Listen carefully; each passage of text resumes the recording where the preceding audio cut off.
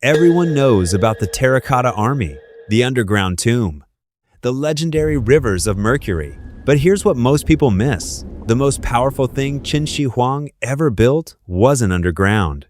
It was above ground, invisible, but longer lasting than anything else he made. It was a system that could count people, move people, tax people, punish people, and reward people. A system that turned ordinary farmers into components of an empire. And here's the strange part. The Qin Dynasty itself collapsed fast, but the ideas behind that system survived for over 2,000 years. So the real question isn't just, how did one emperor unify China? The real question is this: how do you turn an entire country into a machine? And what does that machine do to the ordinary people caught inside it? To understand that, forget the image of a lonely tyrant shouting orders in the dark. The Qin Empire wasn't controlled by one man's voice. It was controlled by something quieter, something more patient. Information. Who lived in each village? How much land did they have? How much grain could they produce? Who could be taxed? Who could be drafted? Who could be sent to build a road, a wall, a palace, or a tomb? Imagine a wooden tag with your name carved into it. Imagine your household listed beside your land on a strip of bamboo. Imagine an official hundreds of miles away reading your entire village as numbers and making decisions about your life without ever seeing your face. That was the empire reaching in. For an ordinary farmer, this changed everything. His labor could be counted, his harvest could be measured, his body could be moved, and if he served the system well enough, even his status could be raised. That was the genius of Qin, and also the horror. It didn't only rule people through fear, it taught millions of people that their survival depended on obeying the machine. But before that machine existed, China wasn't China the way we think of it today. Before Qin Shi Huang, the land was divided among rival states. They fought, betrayed each other, built walls, and struggled to survive. This was the warring states period, and it was brutal. Entire states could be swallowed. One lost battle could destroy generations. In that world, Qin was not the most admired state. It wasn't the cultural center. It was a hard Western state. Rough, practical, aggressive. But that's exactly what made Qin dangerous. Generations before Qin Shi Huang became emperor, Qin had already been reshaped by a series of harsh reforms associated with a minister named Shang Yang. These reforms weakened the old noble families, rewarded military achievement, strengthened agriculture and war, and tied ordinary households more tightly to the state. The machine didn't begin with the first emperor. He inherited it, intensified it, and applied it at a scale no one had ever attempted. While other states were trapped by tradition and aristocratic privilege, Qin had learned a colder lesson. If a state wants to survive, it has to make every person useful. Not just nobles, not just warriors, everyone. And here's the first key insight. Before Qin could rule China, Qin had to make China readable. A ruler cannot tax what he cannot count. He cannot draft soldiers he cannot locate. He cannot punish fugitives if no one records where they belong. So Qin built records. Names, households, land, labor, grain, military service, legal responsibility. A king can frighten a city, but a record system can reach into a village. The empire doesn't need to know your dreams. It only needs to know where you live, what you own, and what you owe. And once people are recorded, they can be moved. The state needed soldiers, grain, road crews, wall builders, and bodies for projects that consumed years of human life. To modernize, a road looks like progress. A wall looks like engineering. A tomb looks like mystery. But to the people who built them, these things meant separation from home, exhaustion, danger, death. So when we look at ancient monuments, are we seeing greatness? Or are we seeing the footprints of people who had no choice? But here's the part that makes Qin even more disturbing. The machine did not only punish people, it gave them something to want. Fear alone can break people. But fear combined with ambition can move an entire society. One of Qin's most important ideas was that status should not depend only on birth. His empire developed a formal rank system where military achievement could be translated directly into social status, land, legal privilege, and honor. This wasn't an abstract promise. It was an institutionalized ladder, and ordinary men could see the rungs. Fight well, contribute to victory, and the state would recognize you. This didn't make Qin kind. It made Qin efficient. It gave ordinary men a reason to serve a brutal system, because the system offered something in return. A poor farmer could look at war and see horror, but also a path upward. A soldier could fear punishment and still dream of promotion.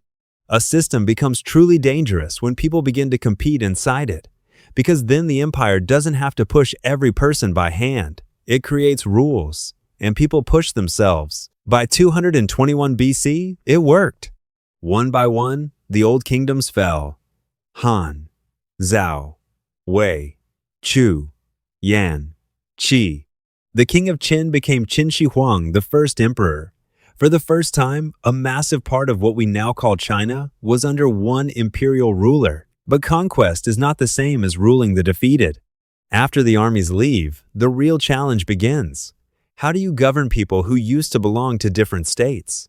How do you stop old aristocratic families from rebuilding their power? The answer came in two parts. First, instead of allowing noble families to rule conquered lands as hereditary kingdoms, the empire divided the territory into commanderies and counties governed by appointed officials who answered directly to the center. The old aristocratic networks were bypassed. The state could now reach local life directly. Second, standardization. Under the first emperor, writing was standardized, so officials across the empire could communicate through a shared script. His empire standardized weights and measures, currency, and even the axle widths of carts. Roads and communication networks were expanded so that soldiers, messages, and resources could move at imperial scale. Standardization makes distance disappear. A command from the center starts to make sense far away. It turns local life into imperial data. And for ordinary people, it meant the state became much harder to escape. But machines can overheat. The same system that mobilized people also exhausted them. The same legal strictness that enforced obedience created deep resentment. The same projects that displayed imperial power drained human life faster than the empire could absorb. According to later historical tradition, one famous rebellion began with a group of men who were already late for military service. Under Qin law, they believed the punishment would be death either way, so they rose up instead. Whether every detail is historically exact or not, the story captures the pressure of the Qin system perfectly.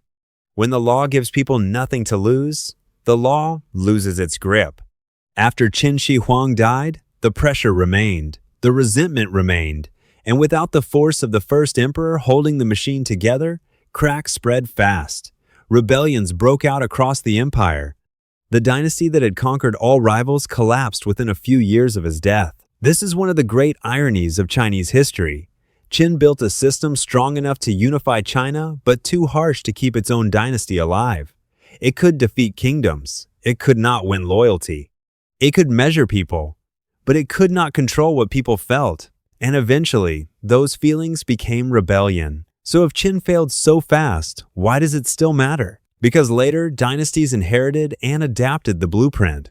They didn't copy Qin's harshness in the same form, but the core idea survived, that a vast territory could be governed through centralized administration, written records, standardized systems, and appointed officials reaching down into local society.